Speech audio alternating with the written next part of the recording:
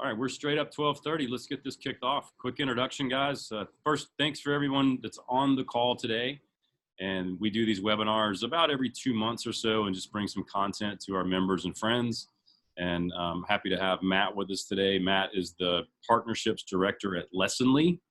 And something that we find at Petra is, as an organization begins to scale or grow, the teams and people that are in the organization have to scale and grow alongside. Or there becomes a gap between the two.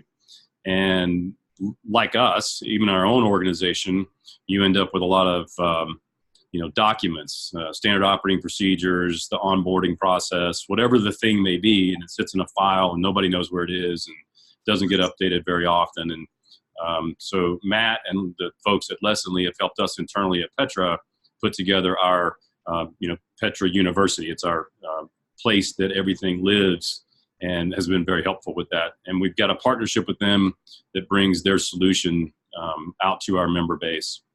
The model combines an online training platform as well as consulting to actually get it done, which I think is very key. So I want you to make sure you touch on that as we go through it. Matt's spoken at numerous industry events. Outside of work, he loves spending time with his 3-year-old and his 1-year-old, which he just talked about a couple of minutes ago. Mine are much older than that, so I missed those ages. So talk to us about how we build like a world-class employee training program and how important it is to train the folks. And I'm going to jump out of the visual so you can take this over. Great.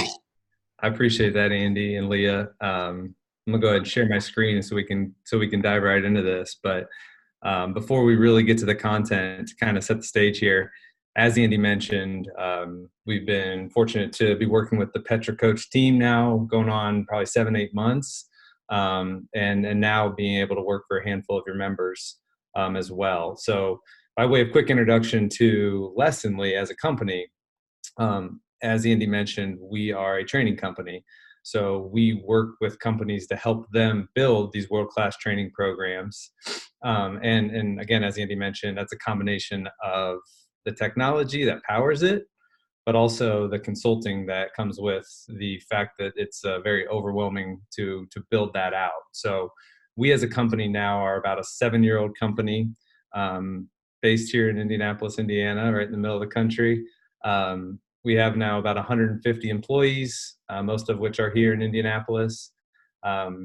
We serve about 1,000 companies to help build out these training programs. And probably the thing we as a group are most proud of is now we've affected training and helped over 3 million employees get learning that is helping them do better in their jobs. And so kind of what we talk about as a company, and ultimately our driving mission is to help people do better work so they can live a better life. And when I kind of read that, I got to remind myself that that's a lot in a pretty generic statement, but what's special about it is it has pretty deep meaning to us and kind of the mission that we strive every day to help these companies. And what it means is really when you think about living your best life, you're doing well in your work, whatever your work is. And in the world we live in today, the work and life and work is a part of our lives and it's so intertwined. But the reality is we know that no matter what our work is, it affects our lives. It affects our attitude. It affects our overall happiness. It affects our relationships that are important to us. So in addition to knowing that, we also fundamentally believe that people go to work and want to do well, right? They show up every day. They want to do well and find success for themselves. They want to excel so they can advance themselves. They want to do well for their families, and they want to do well for the organizations that they're a part of. That's such a, again, big part of their life.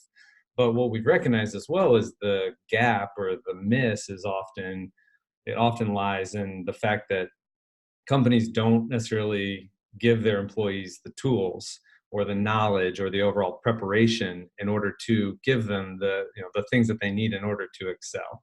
So that's ultimately why we're here. We're trying to help employers give their employees the tools and the guidance to help provide these employees the clarity in order to know, like, clarity around what's expected of them and clarity to know what good looks like. We often talk about that. We got to show them what good looks like, or ultimately just clarity of the knowledge that they need in order to represent their business in a confident and competent way.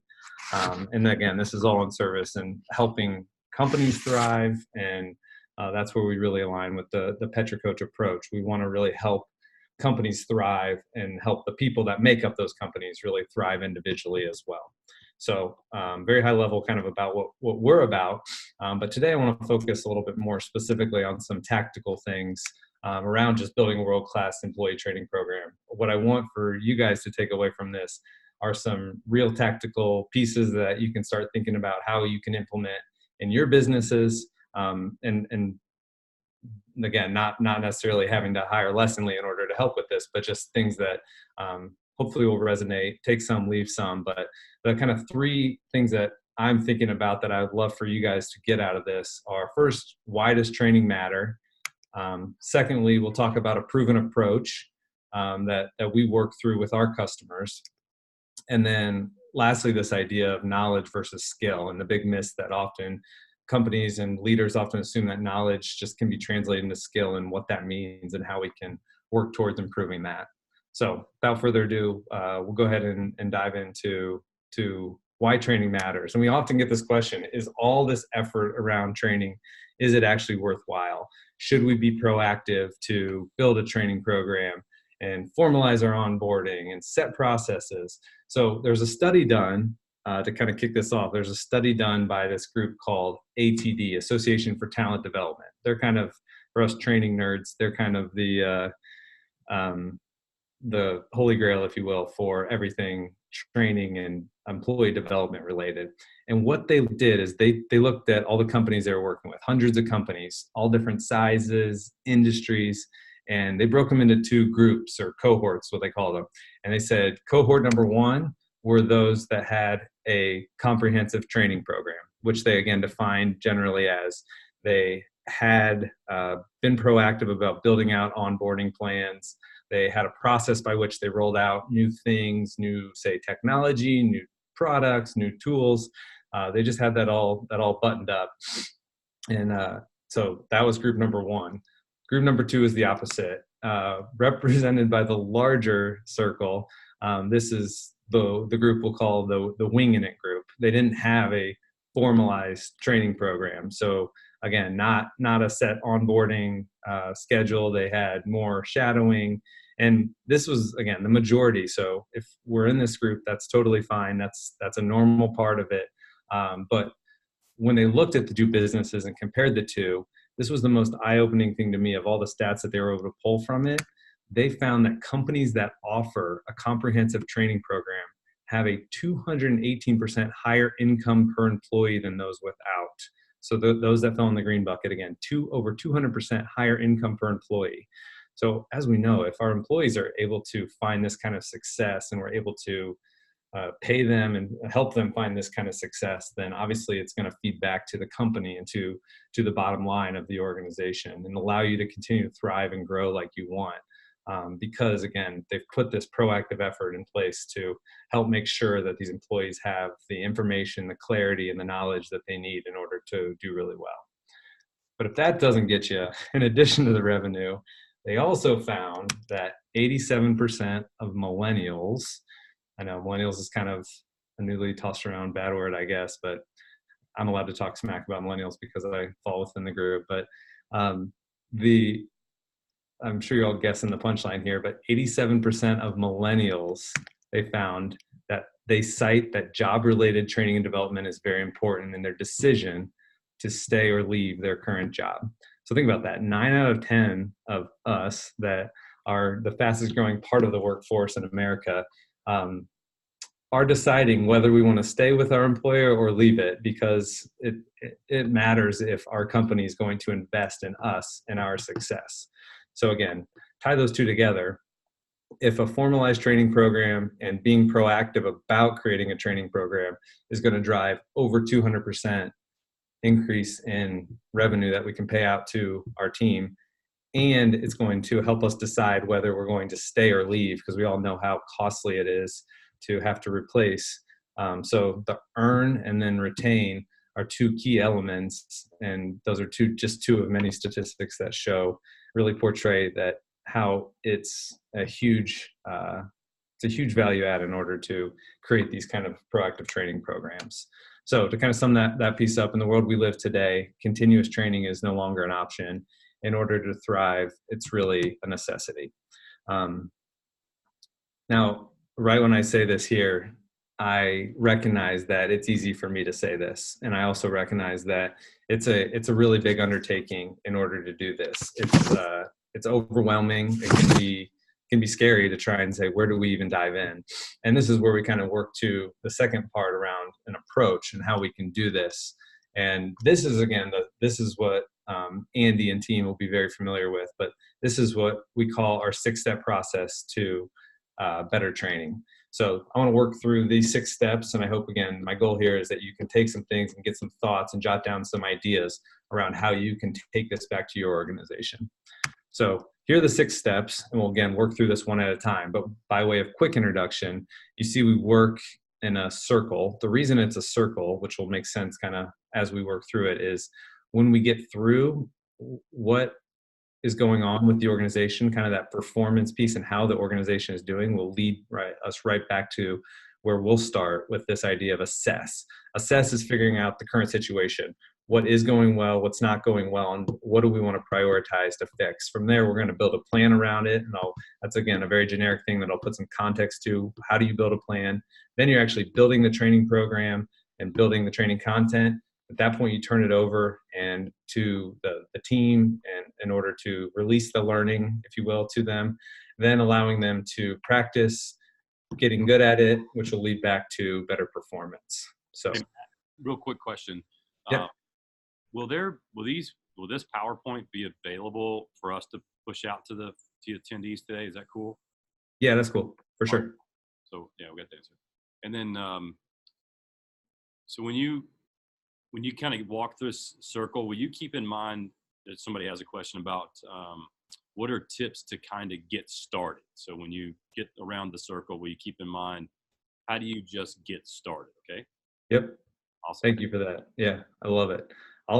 As I said, I'll work through each of them and touch a little bit deeper on some versus others, but I'll stop after kind of halfway after the build, and we can allow you guys to chime in any questions. The questions are coming in, and for everybody who's listening, through the chat or through the Q&A section of Zoom. So you can just bounce those questions in, and I'll rudely interrupt Matt again with some more of those in a bit.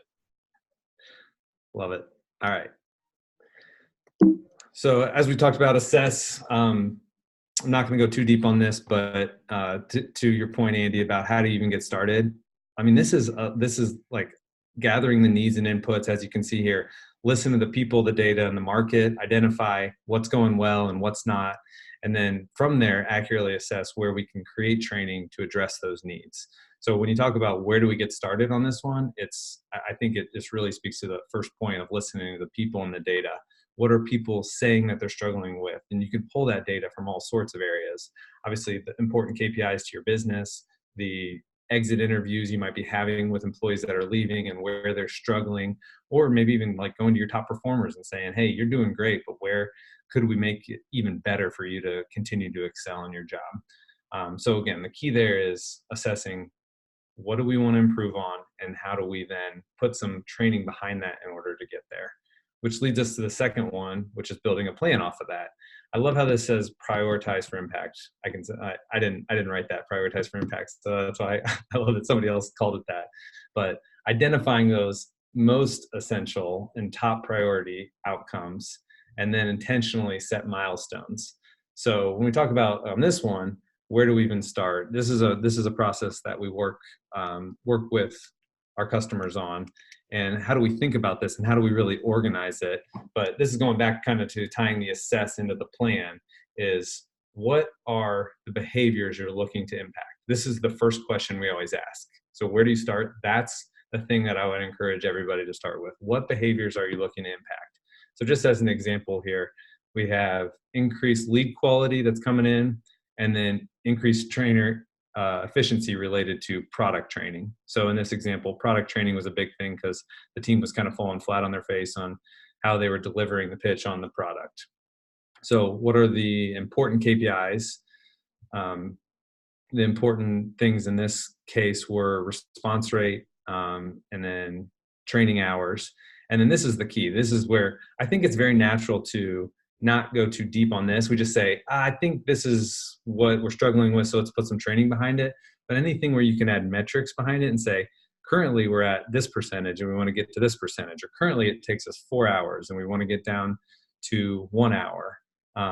And then if we have some metrics that we can get behind it, then we can actually figure out what are the things we need to do in order to drive to those metrics.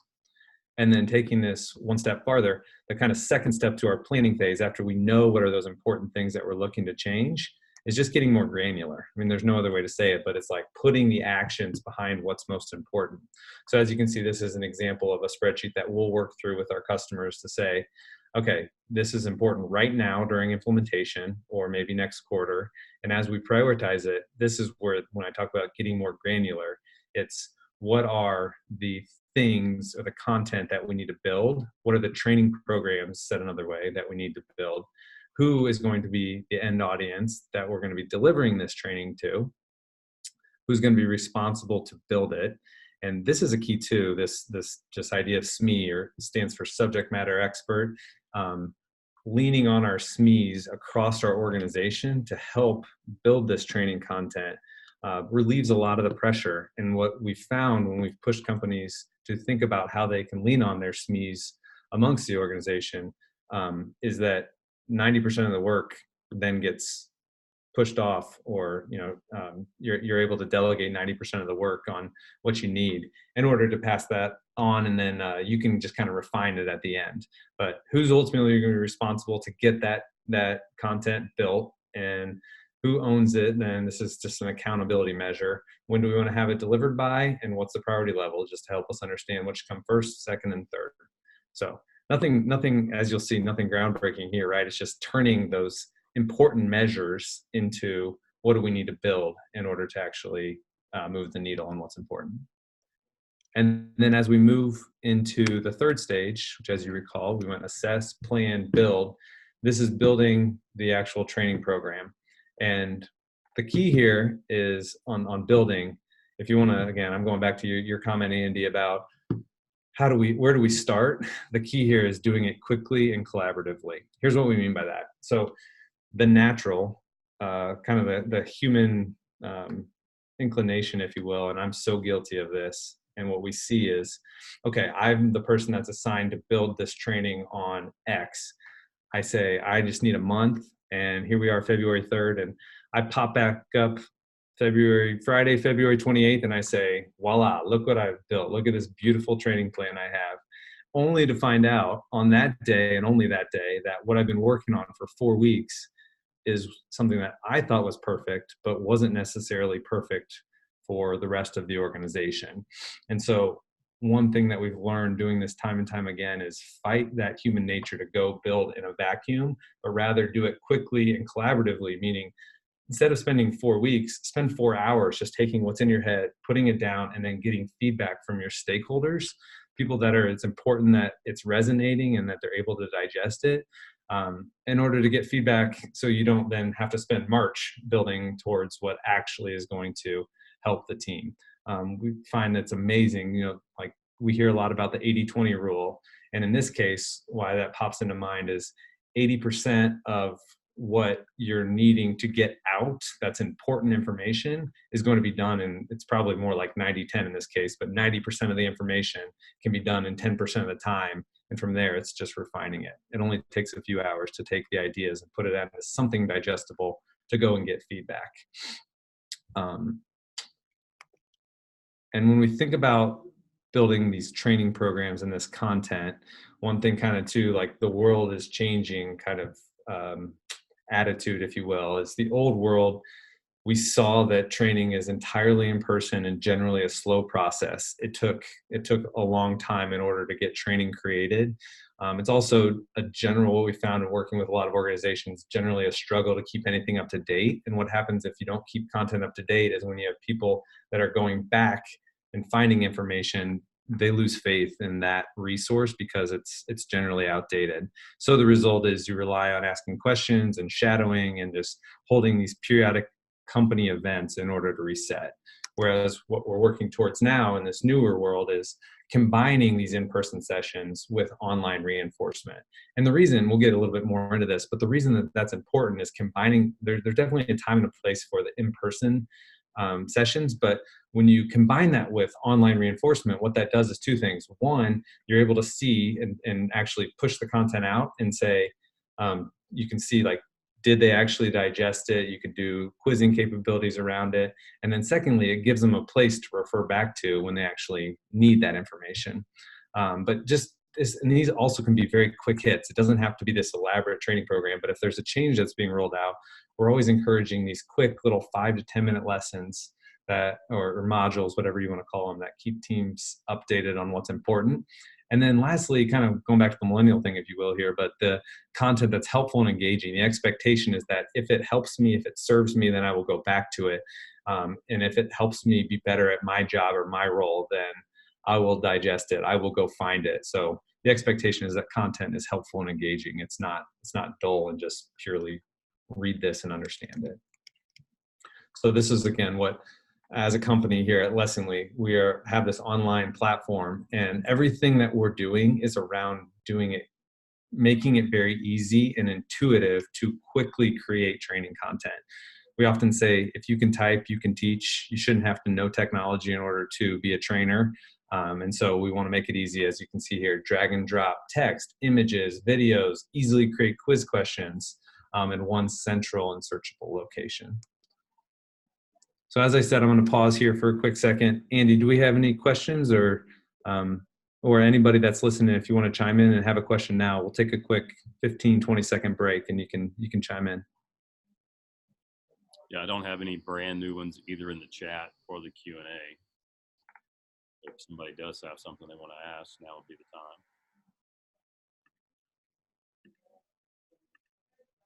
We need a little Jeopardy music to play in the background. I like the Shakira music that Leah had going earlier. So we have a question. So what works better, text, graphics, or video? So if you're presenting training to a team of people, what works best? Is it the written word? Is it, drawings, or is it actually video? I love that question. We found that the most engaging content of those three choices would be video. However, we're coaching our customers to do a combination of text and video because what we mean by that is put a little bit of context via text, and then if you have a video, provide it there. The key there is because if you're using an online platform, the searchability back, what you can't really do in a video is search for text. So if it's a video about, we'll go back to the example about new product training. If you're just uploading a video, you can't, obviously you can't search the words within the video. So putting a little bit of context around, check out this video about product XYZ, which the value of this is A, B, and C. Then when people need to find that video, they can easily find it through the text search. So the comment came in, isn't that last question dependent on the way people learn as well? And I think that's answered a little bit with written word combined with video. Is that correct? Yeah, I think so. And I think a combination of all of it, if you're trying to do a catch-all, right, of if I can portray this quickly in text and visual and a video, making that an option is great, because to exactly to that point, different people learn different ways. And I think we can run a quick. I know there's an application that allows me to run video and take exactly what's been said and put it into text. Not perfect, but we could probably run that and embed that text in the lesson itself and make that video searchable. Yeah, you could, and we have seen those transcription services. The thing that we've seen though is that when you have then instead of just this much text, you have pages and pages of text. So that's again why we're just coaching to just throw in the keywords. Think about what people would be searching for if they wanted and needed to find that video, and usually are able to capture it through a quick text snippet. Awesome. We've got a few more questions, but I'll hold on to those and ask in just a minute. So keep going. Okay, cool.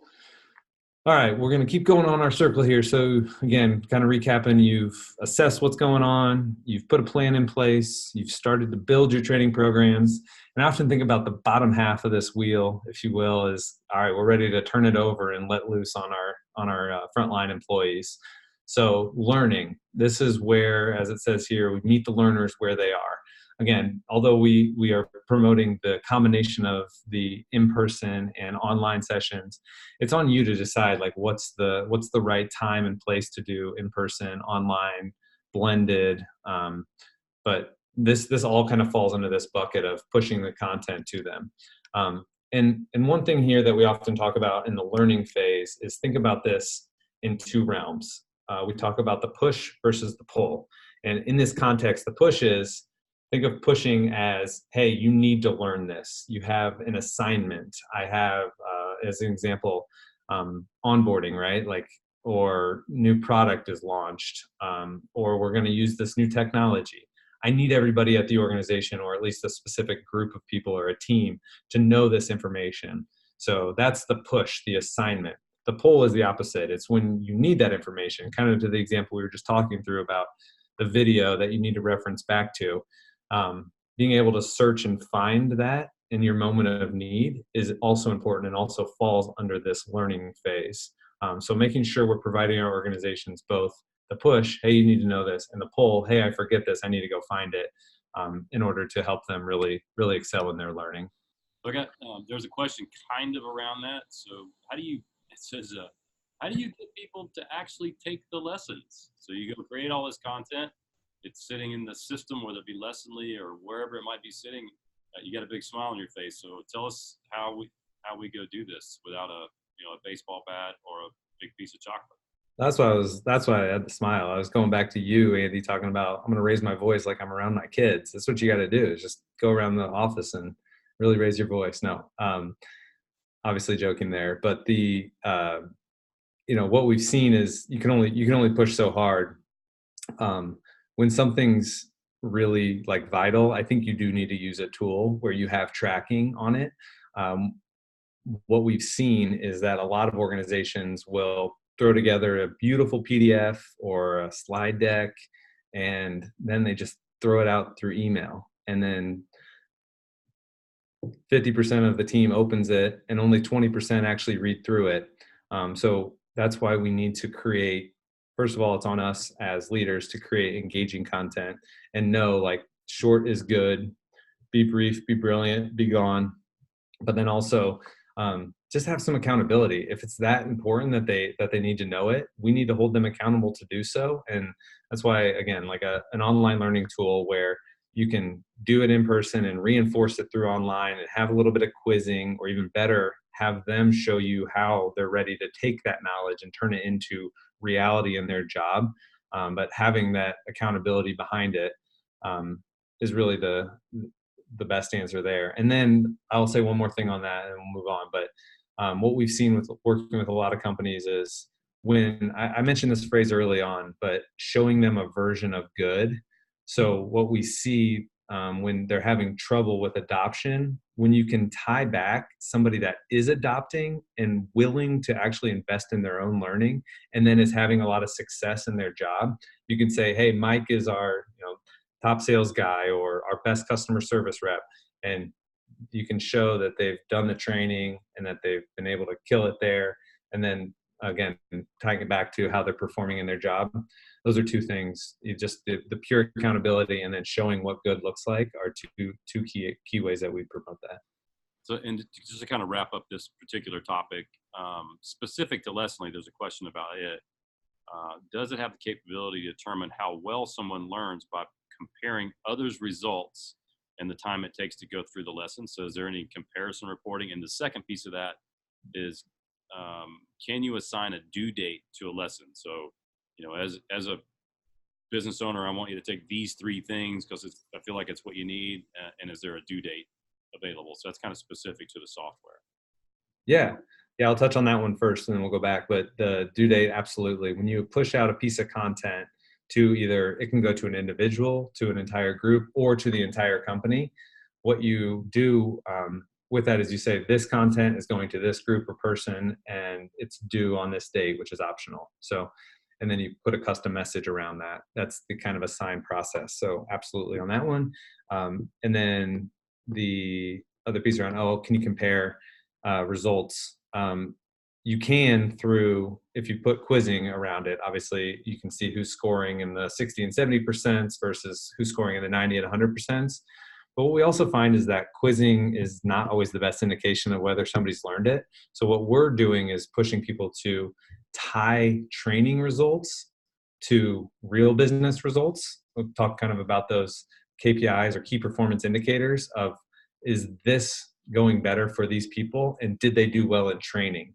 And that's really special when you can say, look at this person who's doing this training and doing well in it, and they're also seeing this increase in their business results. So that's kind of the push that we would have on that.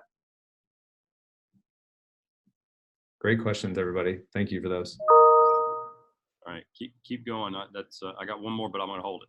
All right, cool. So as you can see here, this kind of I'm kind of tying back to this poll idea, right? But it all makes sense to us in order to create a kind of, Andy often talks here about a university, a centralized, searchable location for a central source of truth, if you will, for everything training and learning and information related that I need.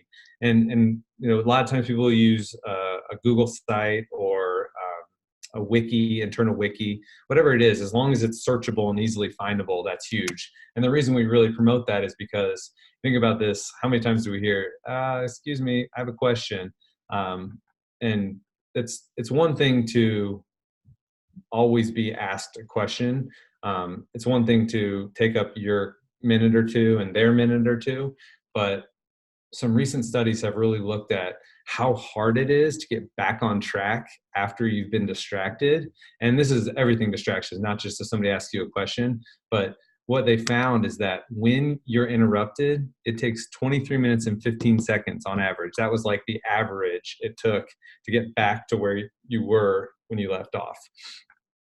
So not only is that question taking a couple of your minutes, a couple of their minutes, but also this incredible amount of time to get back to where you left off in terms of your focus on what it is that you're doing. So it's a huge time suck. And then, we just need to promote having that central source of truth. And we have a coworker here that was a former teacher, and this has stuck with me so much. And I just want to share it because we now often talk about it. But when you think about when somebody has a question, how do you help them work through, how do I get my answer? What he described was, and this was again as a teacher with his students, but it can be translated very well over into a business as a leader to the employees. But first, it's important that you look inside your brain. I'm guilty of this too, but you ask questions sometimes just because it's easier to probably ask a question than actually stop and think about, do I have the answer within my brain? But if the answer is not in my brain, I go to the book. That's step 2. The brain, and then I go see it in the book. And in this example that we're talking about, a tool like a Lessonly that's searchable and you can find the content when you need it is going to be that book. And then you go to a buddy. That's the third phase: brain, book, buddy. And if your buddy doesn't have an answer, that's when you go to the boss or the teacher or the trainer or the manager. So just promoting this, setting these processes in place to say, hey, if I have a question and I need some help because distractions are so costly to the business, this is the process and kind of the hierarchical process, if you will, of how we should go find an answer. Brain, book, buddy, boss. And here's an example, just kind of looking at the actual Lessonly software that Petra has done a great job of instituting. But this is kind of the central university to allow teammates to easily find this information. As you can see, it's all dynamic in order to, if you search whatever it is that you need to know, you should be able to quickly find this. You often think about, like, in our personal lives, going back to life at home versus life at work, but in our personal lives, we have a question like, who was the Super Bowl MVP? If that was a question in your mind, you Google it and you have the answer within 4 seconds. Or who was the actor in that movie we saw last weekend? Again, you can find that stuff in less than 5 seconds, but in our work life, it's so hard. You're dependent on, is my boss here? Is my buddy here? And we should be creating these tools for our employees in order to give them kind of that central location where they know they can go find the answers. Okay, working through the learn phase, and now we are at practice. Step 5 out of 6, practice. Every time I say practice, I think of this, and I hope some of you out there recognize this and can laugh with me, but this was Allen Iverson. He's an former NBA player, as you can see from the top here. This is in 2002, but when he was asked about his performance and it's something related to he wasn't showing up for practice, so he was saying, not a game. We're not talking about a game. We're talking about practice. So he didn't necessarily agree that his participation in practice was essential. But more recent studies, if you will, have really shown that practice is the vehicle that turns knowledge into skill. I'll say that again. Practice is the vehicle that turns knowledge into skill. And what we mean by that is it's often a shortcoming of a business to deliver knowledge and assume that it's going to be turned into skill. And the difference there is knowledge is just, here's what you need to know, but actually making it to get what we'll say, get there, making it second nature, making it muscle memory in order to turn that from just an idea or some information into a part of somebody and making it, again, second nature and muscle memory. We have to give our teams opportunities for purposeful practice. Also, this is something we recognize is easy to talk about and makes sense, but it's hard to do. But as we look around the world, like we see practice all the time, and organizations that are thriving are practicing. So when you think about practice, you see Allen Iverson, you think about sports, you think about the U.S. women's national team here. They won the World Cup last year. For over 2 years, they practiced for 20 to 25 hours a week. We're very timely with the Super Bowl last night. These guys were practiced for 2 weeks leading up to the 3-hour game last night. But take it outside of sports as well. You have this study from Malcolm Gladwell here, wrote the book Outliers. And this is kind of related to this idea of practice. But in this book, he talks about it takes 10,000 hours to become an expert in anything. 10,000 hours to become an expert. And then you look at something as a little less like expert level, but Josh Kaufman wrote this book recently, and he was talking about how through his findings, it took him 20 hours to get pretty good at anything. And he's a musically inclined person. I think in this book, he was specifically talking about the ukulele. He wanted to learn to play the ukulele, and it took him, I think he said 45 minutes a day for an entire month, which came out to about 20 hours to get pretty good. And my point here is, no matter what it is, if somebody like him, that's again musically inclined, it's taking him 20 hours of doing something and trying it out to just get to pretty good. Yet we expect our employees to be great representations of our businesses. We gotta have some grace and understand that it's going to take some practice. And so we need to figure out ways that we can provide those practice scenarios in order to allow them to get to pretty good or great or expert level.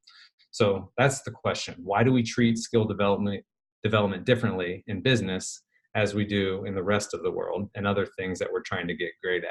And I think the reality is we just don't make time for it, right? Like our businesses are moving so fast. We need to try and keep up with everything. But again, we need to figure out ways that we can create these practice environments in order to let those skills develop.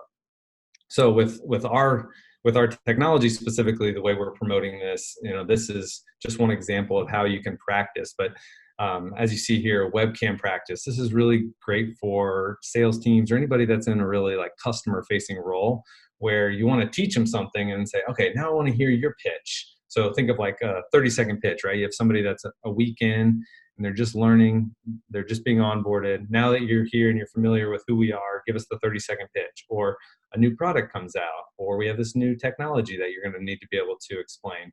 Whatever the thing is, being able to give them the opportunity for practice. Or a little less intimidating than a webcam recording would be like an email composition. We see with a lot of the customer service focused teams that we work with, and client facing roles where they're getting a lot of email interaction. The leaders are setting up these scenarios where they'll say, you're going to receive emails that look like this. How would you respond? And this is just creating a low stakes, safe environment, and just a feedback loop in order for employees to try these things out before they, go live, if you will, in front of the real customer. So bottom line here, we can't expect performance without practice. Also recognize that there's certain levels to practice, and I really want to promote that. As Andy talked about earlier, how do we even get started? Not saying dive right into making them do webcam recordings when something new comes out, but at the very least, have that grace and that just understanding that there's going to need to be some errors in order to get to that great that we expect of them. The good in the middle would be creating just role play scenarios or talking through things and having that safe feedback loop between you and your employees. And then the great is kind of where we see companies that are really thriving through training.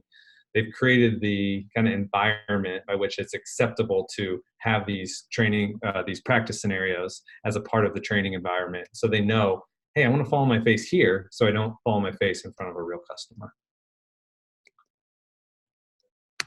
And then we're ready to perform. The perform is really the bow on it all. It's looking back at, did what we just learned and practiced lead to better performance? And so we think about performance, and there was a great question earlier about how do you tie the performance back to the results. But it's one thing to measure how they're doing in the training, right? Like, are they scoring well? Are they doing really good recordings that make me feel comfortable for them to go be client facing? But you can measure how they're doing in the training, but what we're really pushing towards is whatever kind of dashboard, again, going back to the key metrics that are important to really your business's success.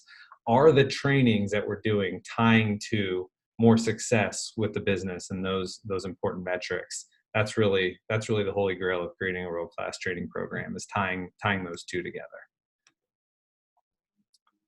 So, I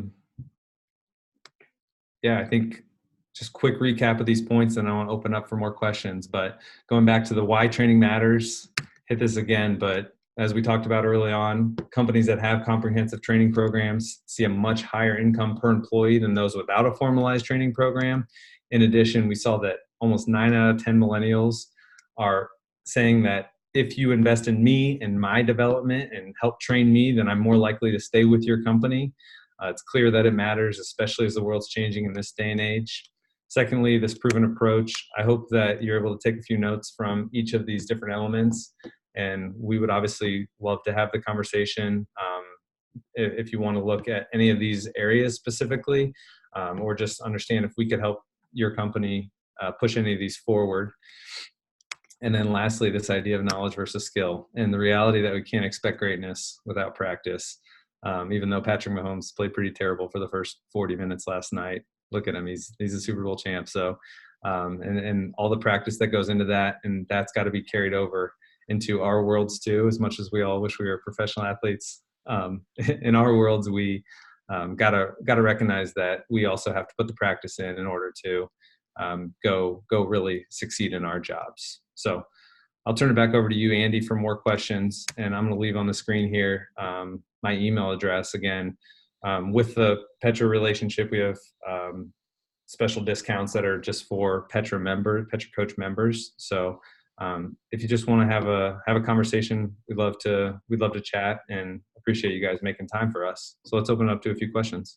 Yeah, first of all, I love that you wore the exact same shirt and you didn't button the collar for the video that you did for the picture. That's awesome. That's gray. This one's blue. I love the analogy of practice brings knowledge into skill. And one of the things that we talk about at Petra is, like, nobody wants to go get in a room with us for an entire day and do planning. Nobody wants to go take an SOP that they have created and stuck in Dropbox and make a lesson and shoot a video. Nobody wants to go do any of this work, and they sure as hell don't want to go take the classes, right? It's not something that's desirable. And yet, if you don't go do it, you don't get the results. Professional athletes don't like to go practice. They would rather go play. That's where the fun stuff is. But that knowledge of knowing that if we don't go put the time in the practice field, that we're not going to perform at our highest level when we're on the playing field. So I appreciate you bringing that to the forefront. I do have a quick question from Ben. It says, I think creating quickly is key. I'd like to hear a little more on this. A lot of times we get stuck on perfection, and how does Lessonly, and he referenced Petra, move quickly? So any kind of experience shares around how do you just get some stuff out there so people can start learning as opposed to waiting until it's perfect? Yeah. Yep. That question, and Andy, I love your take on it too, just from experience of working. But my take on it is going back to, like, you're so right, Ben. The perfectionism is such a curse, right? It's like we all understand why we want to be perfect, but we have to fight the urge. And so one thing that we do here internally at Lessonly is it's expected. One of our core values is we share before it's ready.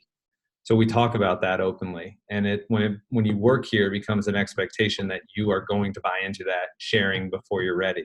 And what that means is, if you're creating a training program, or take it outside of training, if you're creating a presentation, or if you're on the product team creating a new product, the expectation is that you get as much out of your mind onto paper, but then you go get buy-in from other people to say, is this what like other people, like I said earlier, stakeholders, other people that will need to make a decision, or will value whatever it is that you're creating. Get feedback from them quickly and just say, am I on the right track? Where do I need to put more emphasis? What should I delete? And I think it's like a lot of things, but it's creating a culture where that's not just accepted, but promoted. I think that's the biggest part of it, is getting buy-in from other stakeholders in the organization as a whole. Yeah, I think, and there's an old saying that, perfection is the enemy of excellence. And what we should seek is just excellence all the time, because it's never going to be perfect. I've written a couple books, and at some point you just have to publish the book. You got to get it out. And I could still be sitting on that very, very first book that's been out for 3 years now, because it's not perfect. Every time I look at it, I'm like, oh, we do this differently or do that differently. I do have the ability to republish, and I've done that 3 times now, making those small adjustments as I go. And I just had to get something out there. So I think setting a deadline and saying we're going to do this by this date, and something is going to be in there, whether it's something very rudimentary, something that can be trained upon. And some of the members that we have that are using your system, Matt, they have 15 or 20 people that are building stuff and just popping videos in there, because that's where the SME is this thing, just put it in there. Somebody will watch the video, they're going to learn a little something, and we'll make it better later. But let's just populate it and get it going. Yep. Another quick question. This is from Sam. It says, we're working to build a training program, and my big concern is making the time for training. A lot of employees feel pressure to help clients over spend time on training. How do we shift this perspective? Just like the sports, sports team analogy at the same time. Say the last part, Andy, about the sport. A little bit of the sports team analogy, right? It's if you just play on Sundays, then you're not going to win very many games. Yeah, Sam, I totally hear you, and it's the natural thing that we've got to fight. I think 2 things. It starts one from the top, right? Do we have like executive buy-in that this is important? And the reason that you would say it's important and we need to make our employees, or really, really push them to make the time for this, is because of the long-term game, right? It's like, it's why the investment matters, is you put the time in up front and it repays itself time and time again, months and years in the future. So when I talk about like it really starting from the top, I just think it's got to be like the expectation that we make time for training. because we know that it's important. We can only be an excellent organization from top to bottom if we're all on the same page, we're all walking lockstep. And so I think just setting the expectation as leaders, and if you have some middle level managers, getting them to set the right expectation. One thing we do again here as just an example that I've seen work really well is it's the expectation of managers that they're the first through training. And when they're the first through training, then everybody, is like, oh, if they're making time for it as managers, then I'm sure as heck going to make time for it. And you go through a couple cycles of that, and we've just seen that then it just becomes like a part of the job, right? A part of the job is doing the training, and it doesn't have to be like a week-long training or even a day-long training, but cutting it up into an hour or two a week. Again, starting from the top and making it a requirement is the best I got for you on that one. One of the things that we do, and Sam says thanks, by the way. One of the things that we do here is, so I think Kelsey on our team had a priority this quarter to create and publish 10 lessons for the coaches. And that was a stated priority, had a key performance indicator of 10. And I think she got to 12. So those were recorded, and they're, on Lessonly, or being put on Lessonly before next Thursday, which is our end of our period. And then the inverse of that is the team members here will make it a priority to go take lessons. So it's not just, oh, here's this thing. You guys take them when you want to. It's, here's this thing. What is your commitment for this period? What is it you need to learn? And making sure that you put that down as a priority. Yeah. And to that point, Andy, I think circling back, I'm envisioning where at the end of a quarter, when we're looking at our team's performance, imagine if you were to say, hey, you're doing fantastic with customers. You put them first. You're always, whatever is important for your role. The one thing I'd really like for you to do is invest a little bit more in training and helping figure out, how like this information that you need to know, or invest in yourself a little bit. That would go a long way too. And kind of back to the top down approach of, if the expectation is that you do this as part of the job here, then they're sure as heck going to make the time for it. Yeah. And when I opened, I talked a little bit about scaling a business and scaling the team. And the easiest analogy that I use is, if a business is growing, call it 20% a year, just for a number. So over the course of a year, the business is going to be 20% larger, faster, better, and in many cases, more complex. The individuals inside of that business and the processes of that business have to also scale at an equal rate, or there's a huge gap that comes in there. And everybody looks at other people and go, hey, Steve was really good when we were $5 million. Steve's not keeping up with $10 million. And it's because Steve didn't do his training so that he was able to operate at a $10 million level. So I think that's, in our minds, that's what we have to, as leaders, kind of go, all right, so what are we doing with our teams in order to scale them as fast as I'm going to scale this business? Mm-hmm. Or I'm going to have to replace the team. Yeah. Sally's got a question. How are you tracking month-over-month KPIs on team members, and how does that reporting look? Yeah. So, Sally, I'm going to take that question as like the KPIs for the business, right? Like the team members, like whatever's important in their role specifically. So within our platform, you don't measure the KPIs. Where again, our goal is to give you the assistance of the KPIs, or give you the assistance to track the KPIs that are important, and however you track them, whether it's a tool like Salesforce or a different CRM, or you're measuring through some other BI or analytics tool, and then just help you determine what are those important KPIs, whether, again, to your comment, is on the individual level or at a more aggregate team level. But no matter what it is, those KPIs, we're going to say, where are they now? And then where do we want to take them? And we're going to help bridge that through what training. Again, just to be very clear, we're not tracking those KPIs. We'll just ask you back in 30, 60, 90, whatever, how many days that we give it in order to help advance it, to see how those are being advanced, or are they moving upward, downward, whatever. But hope that's helpful, Sally. I just want to make sure that that's clear, that we're not tracking the KPIs, your KPIs within our platform. We're just tracking the training initiatives that are going alongside it. So we would track that internally using aligntoday.com, so the Align tool. And I think we could tie that, when you're talking about tying training and learning to performance. So just knowing that we can track how much training somebody has taken, and that we can track what is their performance over time, and we can draw a correlation to those two things. I think that's what's important. Yeah, I would agree 100%. All right, Sally says, okay, that helps.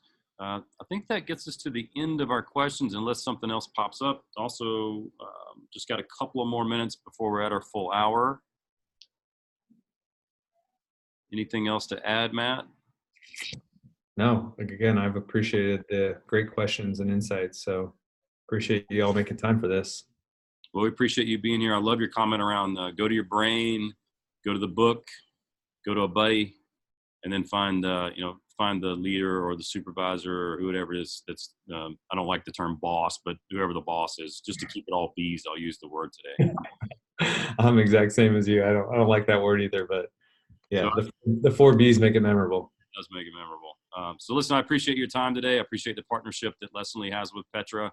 I know several of our member companies have contacted you to do some work with them, and they're better for it. And if anybody's on the call would like to do that, feel free. And I think the context of this presentation was to figure out how you're going to go do this work with your team members. And I think, Matt, you delivered very, very well. So I appreciate it. And everybody have a great rest of the day. Thanks, everybody.